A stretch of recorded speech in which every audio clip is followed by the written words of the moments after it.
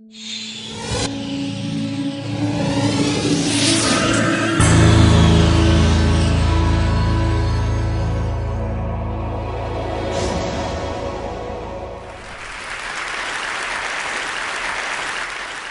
I'm going to show you again something about our diet. And I would like to know what the audience is. And so, who of you ever ate insects? That's quite a lot. But still, you're not representing the overall population of the Earth. Because there's 80% out there that really eats insects. But this is quite good. Why not eat insects? Well, first, what are insects? Insects are animals that walk around on 6 legs. And here you see just a selection. There are 6 million species of insects on this planet. 6 million species. There's a few hundreds of mammals, 6 million species of insects. In fact, if we count all the individual organisms, we would come at much larger numbers. In fact, of all animals on Earth, of all animal species, 80% walks on 6 legs. But if we would count all the individuals, and we take an average weight of them, it would amount to something like 200 to 2,000 kilograms for each of you and me on Earth. That means that in terms of biomass, insects are more abundant than we are. And we're not on a planet of man, but we're on a planet of insects. Insects are not only there in nature, but they also are involved in our economy, usually without us knowing. There was an estimation, a conservative estimation, a couple of years ago, that the US economy benefited by $57 billion per year. It's a number, very large, a contribution to the economy of the United States for free.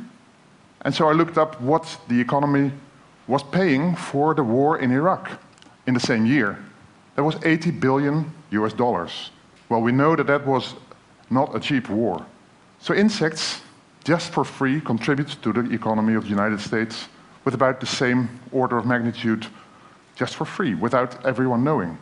And not only in the States, but in any country, in any economy. What do? They remove dung, they pollinate our crops. 1/3 of all the fruits that we eat are all a result of insects taking care of the reproduction of plants. They control pests, and they're food for animals. They're at the start of food chains. Small animals eat insects, even larger animals eat insects, but the small animals that eat insects are being eaten by larger animals, still larger animals, and at the end of the food chain, we are eating them as well. There's quite a lot of people that are eating insects, and here you see me in a small provincial town in China, Lijiang, about 2 million inhabitants. If you go out for dinner, like in a fish restaurant where you can select which fish you want to eat, you can select which insects you would like to eat. And they prepare it in a wonderful way. And here you see me enjoying a meal with caterpillars, locusts, bee, pupae, delicacies. And you can eat something new every day. There's more than 1,000 species of insects that are being eaten all around the globe. That's quite a bit more than just a few mammals that we're eating, like a cow or a pig or a sheep. More than 1,000 species. An enormous variety. And now you may think, okay, in this provincial town in China they're doing that, but not we. Well, we've seen already that quite some of you already ate insects, maybe occasionally. But I can tell you that every one of you is eating insects, without any exception. You're eating at least 500 grams per year. What are you eating? Tomato soup? Peanut butter? Chocolate? Noodles? Any processed food that you're eating contains insects. Because insects are here all around us. And when they're out there in nature, they're also in our crops. And some fruits get some insect damage. Those are the fruits, if they're tomato, that go to the tomato soup. If they don't have any damage, they go to the grocery. And that's your view of a tomato. But there's tomatoes that end up in the soup.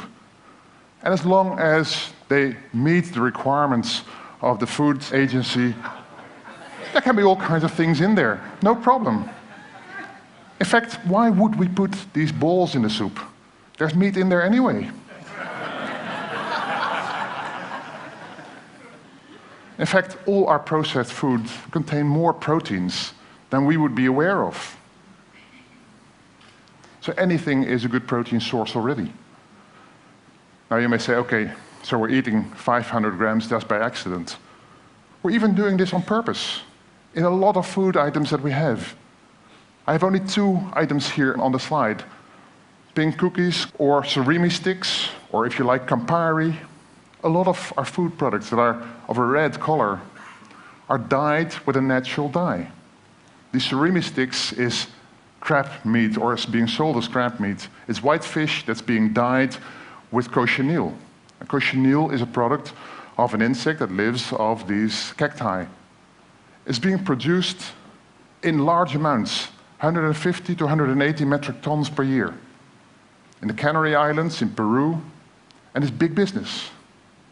1 gram of cochineal costs about 30 euros. 1 gram of gold is 30 euros. So it's a very precious thing that we're using to dye our foods. Now, the situation in the world is going to change. For you and me, for everyone on this earth. The human population is growing very rapidly, and it's growing exponentially. Where at the moment we have something between 6 and 7 billion people, it will grow to about 9 billion in 2050. That means that we have a lot more mouths to feed. And this is something that worries more and more people. There was an FAO conference last October that was completely devoted to this. How are we going to feed this world? And if you look at the figures up there, it says that we have 1/3 more mouths to feed, but we need agricultural production increase of 70%. And that's especially because this world population is increasing, and it's increasing not only in numbers, but we're also getting wealthier. And anyone that gets wealthier starts to eat more, and also starts to eat more meat. And meat, in fact, is something that costs a lot of our agricultural production. Our diet consists for some part of animal proteins. And at the moment, most of us here get it from livestock, from fish, from game. And we're eating quite a lot of it. In the developed world, it's on average 80 kilograms per person per year, which goes up to 120 in the United States, and a bit lower in some other countries, but on average 80 kilograms per person per year. In the developing world, it's much lower. It's 25 kilograms per person per year. But it's increasing enormously. In China, in the last 20 years, it increased from 20 to 50. And it's still increasing. So if 1/3 of the world population is going to increase its meat consumption from 25 to 80 on average, and 1/3 of the world population is living in China and in India, we're having an enormous demand on meat. And of course, we are not there to say, well, that's only for us, it's not for them. They have the same share that we have. Now, to start with, I should say that we are eating way too much meat in the Western world. We could do with much, much less. And I know I've been a vegetarian for a long time, and you can easily do without anything. You'll get proteins in any kind of food anyway. But then, there's a lot of problems that come with meat production, and we're being faced with that more and more often. The first problem that we're facing is human health. Pigs are quite like us. They're even models in medicine, and we can even transplant organs from a pig to a human. That means that pigs also share diseases with us. And in a pig disease, a pig virus and a human virus can both proliferate, and because of their kind of reproduction, they can combine and produce a new virus. This has happened in the Netherlands in the 1990s during the classical swine fever outbreak. You get a new disease that can be deadly. When you eat insects, they're so distantly related from us that this doesn't happen.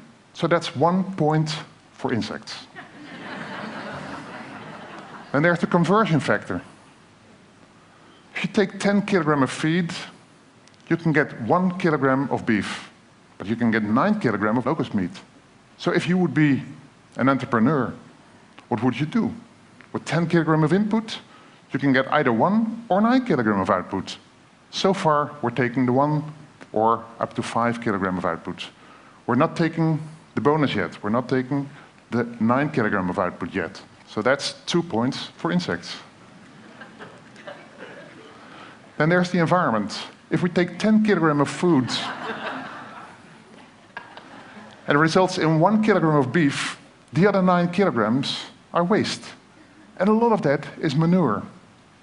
If you produce insects, you have less manure per kilogram of meat that you produce. So less waste.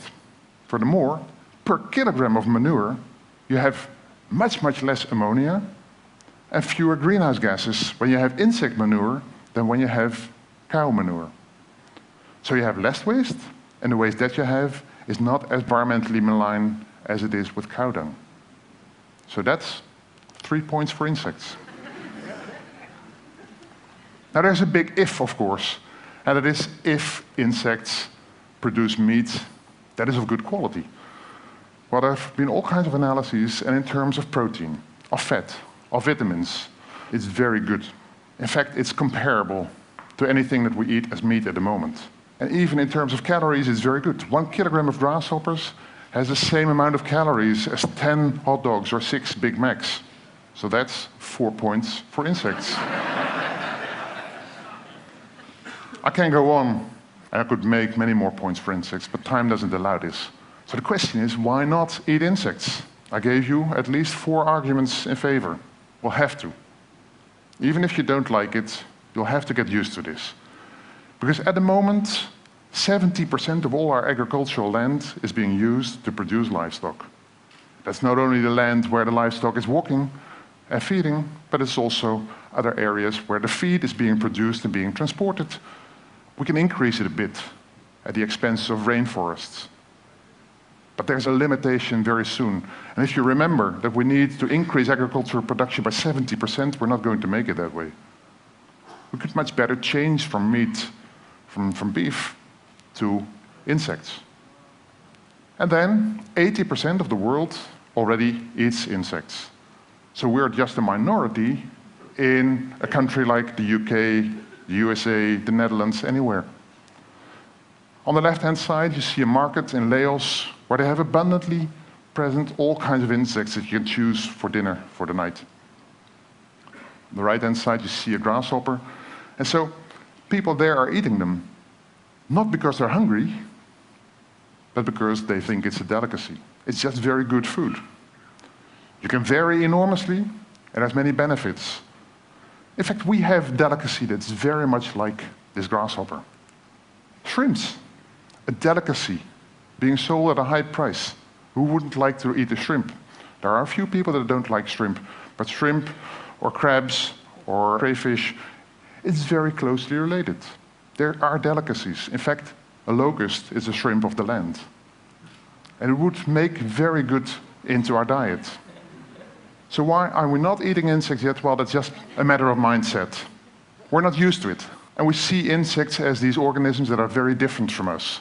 That's why we're changing the perception of insects. And I'm working very hard with my colleague Arnold van Huis in telling people what insects are, what magnificent things they are, what magnificent jobs they do in nature.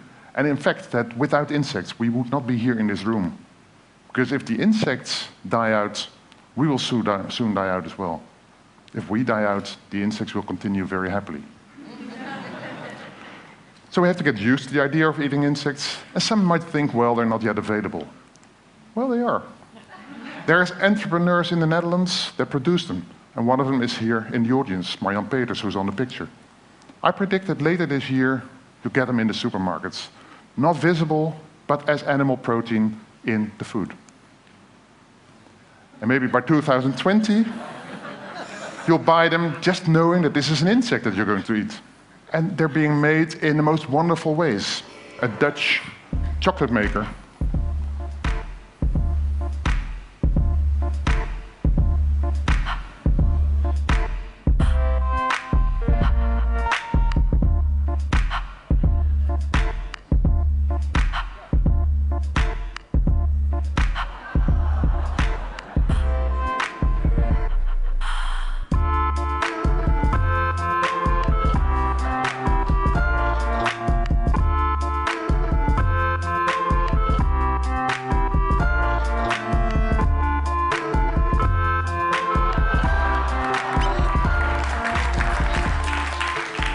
So there's a lot of design to it even.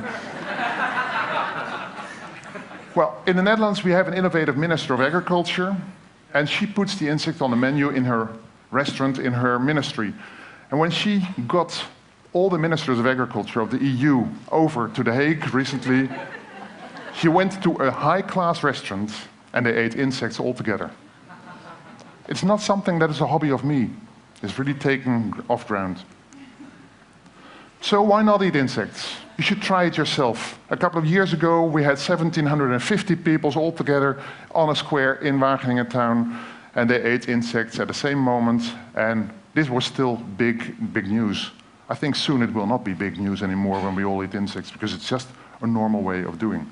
So you can try it yourself today, and I would say, enjoy. And I'm going to show to Bruno some first tries, and he can have the first bites.